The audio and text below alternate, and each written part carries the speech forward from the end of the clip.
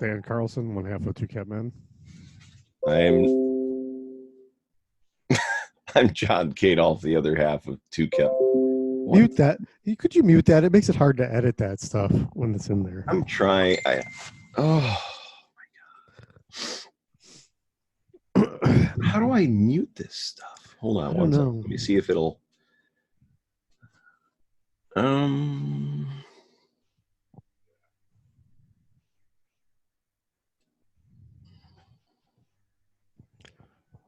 uh, I wish. How do I change my notification settings?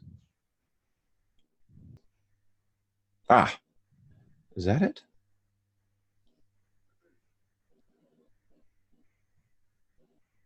Uh,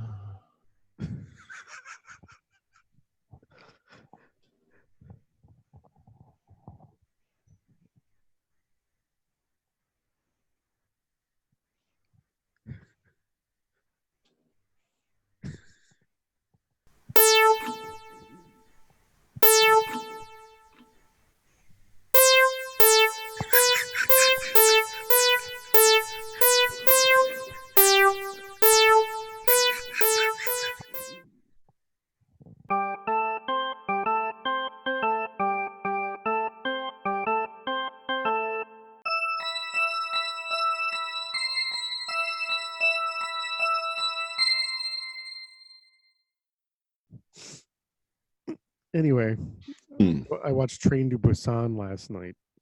I watched Train to Busan because that was what we're going to review today. Yes, and would you like to begin? Train to Busan is a South Korean film. It is a very awesome take on the zombie apocalypse thing. Um, it's about this father and his daughter, and they are at somewhat odds because he's an executive and always too busy for her. And so he agrees to take her to something, and I don't remember what. He's taking her to live with her mother Oh, he is. because, Oh, um, that's right, because he doesn't have time for her. well, I remember it was her birthday, and he bought her a Wii, a big Wii Oh yeah, system, and and like, she already had one. yeah, she actually looked over at the dresser, and right on top of it was an unopened Wii from last year. Yeah. Mhm. Um.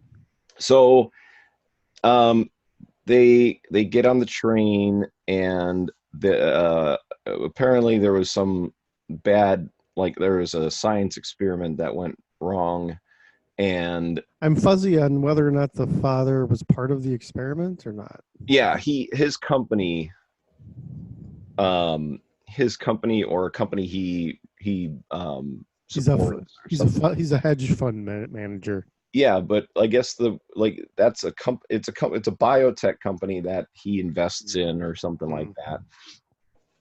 that. That started the whole thing, and yeah, it's like one of those quick change, move fast zombie kind of things. Yeah, I have to say I'm usually not a fan of that kind of zombie. I always like my slow zombies, but this is the only way it could work Mm, because yeah, you have everybody kind of racing against time in a speeding train. Uh, yeah, it's a small. it really wouldn't work if there was just slow zombies and they could just slowly move away. Yeah, it worked out nice. The movie is incredible, and I remember it took me a long time to convince you to see it. Yeah, because of the fast zombie thing. Yeah, and now you It consider it. my favorite zombie movie of all time. Better than some blasphemy is about to come out. Better than George Romero's Dawn of the Dead. That's some blasphemy there. That is, yeah. But Well, Dawn of the Dead is more intricate, like it's a satire and everything like that. This is more has more impact, I think, emotionally and yeah, yeah, and uh, so they're on this train, and slowly but surely, um, the train starts getting taken over by zombies. All started by one girl that A made sick, it onto the train. a stowaway. She didn't even have a ticket. Right, she just kind of just ran onto the train right when the guy wasn't looking, and that started it all off. Yeah. And father sees that happen and starts heading back. And then there's this other guy that is on the train, kind of a bigger guy with his wife who's pregnant. Right.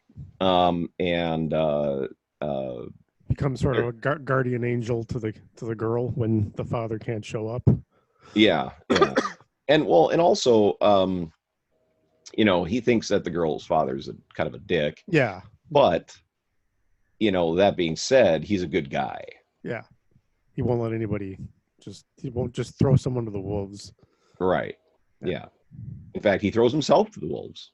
He does. Spoiler. Let's talk about that other guy who was sort of the version of the father if he had not become less selfish.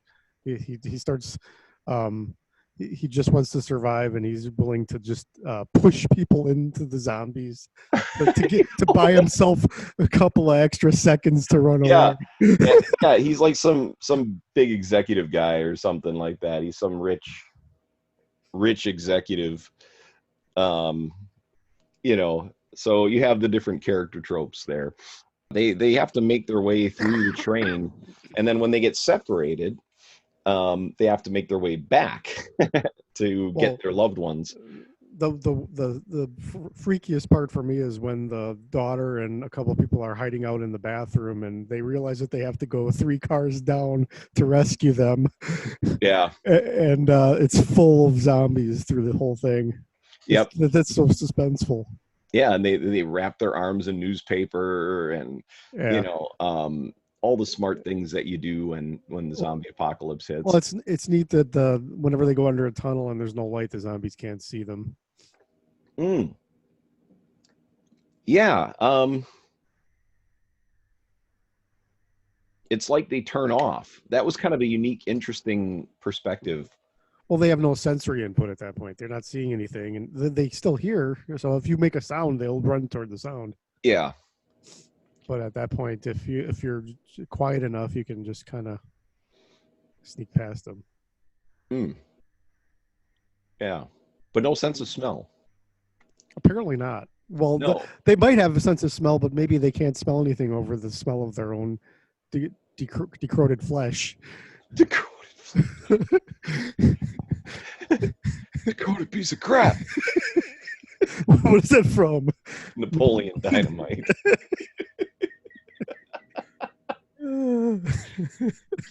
Imagine if there were zombies in Napoleon Dynamite. I'd watch that.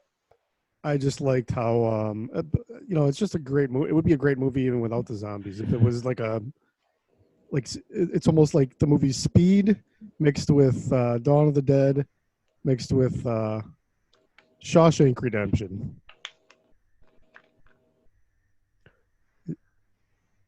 Just the unexpected emotional ending is what I'm getting at there. Oh, yeah. Yeah. Well, it's definitely a great action movie. Yeah.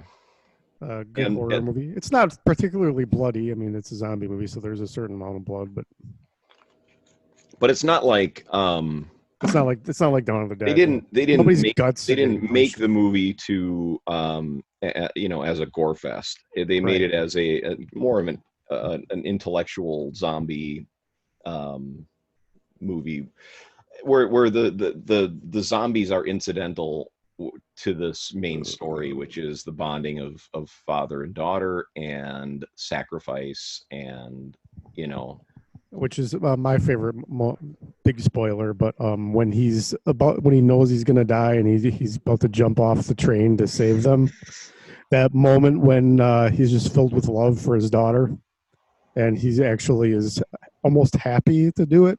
Yeah. I've never seen anything approached that way in a movie before. I mean, I literally think I put this in my list of best movies of the decade, and not just horror movies, but movies. Because to do that in a movie, especially a popcorn movie, Right. is pretty brave and pretty uh, deep. Yeah. I liked how they were able to explore the connections between different walks of life. Yeah. Um, Well, even it, even the bad guy at the end is given a little moment of where you feel bad for him, and you know that right. Yeah. he's just scared. He's doing shitty things, but he's scared out of his mind. Yeah. But he's still just an unbelievable dickhead. Yeah, he was a douche. But no, I mean, I think But that you see that what I'm for saying, right? yeah, for a zombie movie to be as careful as they were um Give everybody their to, due. to give everybody their due and to explore that connection and how different people can react to terror and uh just uh people's ability to connect to others of other walks of life. Even they even had that smelly bum, you know Hmm. helping and part of He gave you his know life at the end. yeah, exactly. And you know he was probably one of the most deserving to live. But the thing is, it's such a deep zombie movie that, like you said, I mean, it didn't, it had a good storyline You could have you even without the zombie plot. Yeah, or you could have made this just.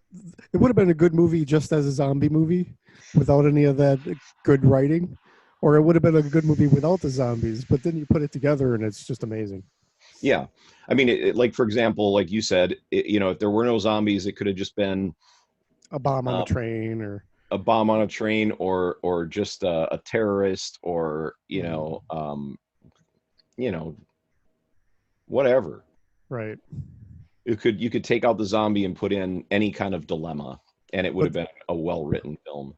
it's so amazing to see these zombies just falling all over each other to get at the first person to bite. Right. And that's reminiscent of World War Z, Yeah, I always where thought. I think this is way better than World War Z. oh yeah, I yeah. would have. I would have liked to have seen World War Z be like this. I would love to see more from that writer and more from that studio and from that director, and Of Train to Busan. yeah, Oh yeah, absolutely. right. Well, I mean, I'd be interested to check out the prequel as well. There's a animated prequel on Shudder, Soul Station. Oh fuck me, really? Um, What else can we say about it? huh? What else can we say about it? Press play. Oh yeah, hell of heavens to Betsy. Press play a few times. It's really Yeah, worth watching over and over again. it's literally the best movie on Shudder right now. You sound a lot like me, Dan. It is. I It's the don't know. best. There's a lot of stuff on Shutter, There's a but lot of great stuff on Shudder, but this is Train the to Busan is a masterpiece. yes, 10 out of 10. Absolutely, absolutely, 10 out of 10. And you definitely have to press play, and you'll want to press play over and over again. Hmm. Yep. Um, Go watch it right now. Go watch it like right now. We'll put down. Just click pause. we'll wait. We'll wait.